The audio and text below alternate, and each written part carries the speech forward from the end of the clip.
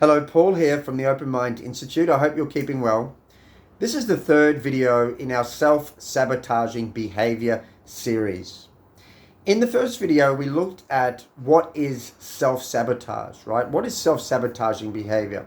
And we identified that most of us have all created some sort of self-sabotaging behavior. Some examples of self-sabotage include procrastination, substance abuse, any indulgence in instant gratification, overeating. And what we looked at in the second video was, why do we procrastinate, right? What's behind this behavior that's become automated, that's become conditioned, that's become extremely unhelpful? And what we found is that, when you peel back the layers of the onion and you arrive at the root cause, self-sabotaging behavior is a defense mechanism. It seeks to protect us from feeling pain, for instance. So it might even revert back to a childhood memory that you might not be able to recall at first hand.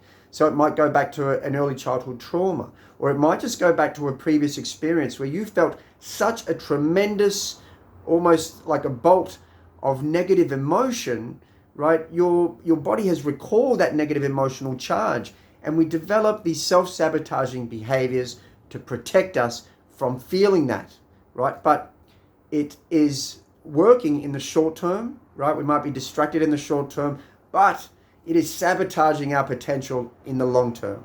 So what I asked you to do was, first and foremost, to identify what your leading self-sabotaging behavior is.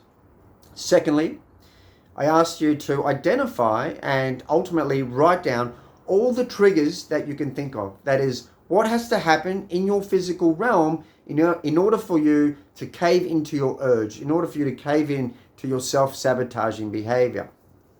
Now, after you identify your triggers, what I asked you to do in the last video was to do some deep diving, right? To really identify at the core, why do you self-sabotage? What is at the root cause of your self-sabotaging behavior? Now, for some people, that's easier said than done. So if you didn't arrive at the root cause, that's okay. Because in this video, I'm going to give you a very powerful tool that you can use to overcome your self-sabotaging behavior. So the tool I want to pass on to you is called urge surfing, okay? Urge surfing. Now, this actually came about and was invented by a couple of psychologists in the 1980s by the name of Alan Marlett and Judith Gordon. And they were prolific in helping people with substance abuse, with drug abuse issues, using this very tool. But we found out along the way that it can also be used to help us overcome any self-sabotaging behavior. So let's delve into urge surfing. Now, when you think of the lifespan of a wave, it starts out in the middle of the ocean. It gains momentum. And as it's gaining momentum, there is a moment where it peaks, right? And surfers, for those of you who surf, will know that peak position of the wave is called the crest. And after the crest has taken place, that wave slowly dissipates. If you give a wave a wide enough space, right, what happens is it dissipates and it gets smaller and it comes into the ocean floor. However, if there is a rock wall against that wave, right, there is resistance there and it smashes into it. So urge surfing, we use that analogy in order to watch the self-sabotaging behavior. And I'm going to talk you through this now. So the first step, if you've got a pen and paper handy, write this down. The first step to urge surfing is acknowledge it, right? Acknowledge the fact that you're human, you've got these conditioned behaviors, you've got self-sabotaging behaviors. And what you might want to do by acknowledging it is, if you're really, diligent in practicing mindfulness and meditation, you'll be able to spot this happening because they enhance your self-awareness.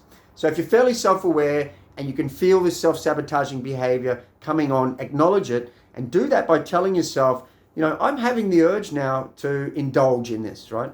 I'm having the urge to procrastinate. I'm having the urge to overeat in this moment. And the second thing you want to do is become super present. This is where mindfulness helps. Become super present and observe where that urge, where this self-sabotaging behavior is perhaps located in the body, right? If you're indulging in overeating, where is that coming from? Is it your tummy? Is it your brain? So just really check in with what's going on within you in the present moment, just before you're about to, dive into your self-sabotaging behavior.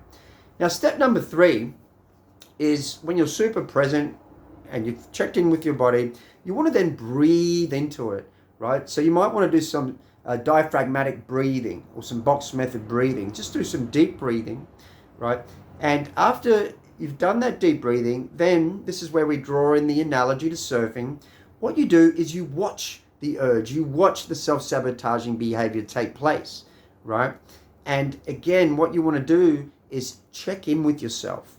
And you might want to give it a score in terms of its intensity level out of 10. So, for example, right, I'm having the urge to overeat right now. I'm totally present, right, from this bird's eye perspective. And I can see myself about to give in to the urge. And you know what? This urge is around about an 8, a 9 out of 10, okay? So you give it that little score and you check in with yourself every few minutes, watching that urge, right, go from the crest, and it will eventually dissipate if you follow the rest of these steps. So you're staying entirely present, you're watching the urge, and then what I want you to do, the next step, is check in with your values, right? Check in with your values and ask yourself this: if I was about to indulge in this self-sabotaging behavior, if I'm about to, act on this urge, if I'm about to go forward with this, is this something that is conducive to where my life is heading? Is this where I want my life to head? Is this the direction I want my life to go towards? Is this something that my higher self would act on, right? So this is all encompassing and wrapped up with checking in with your values, right? Where you want to take your life.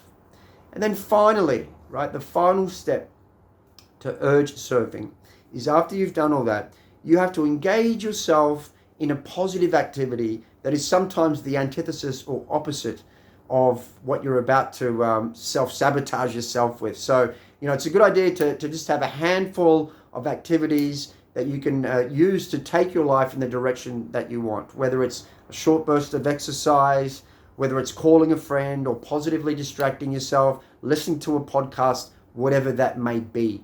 Okay, so that is urge surfing in a nutshell. I want you to try it next time you feel that urge to self-sabotage, and send me a message. Let's see how you went with it.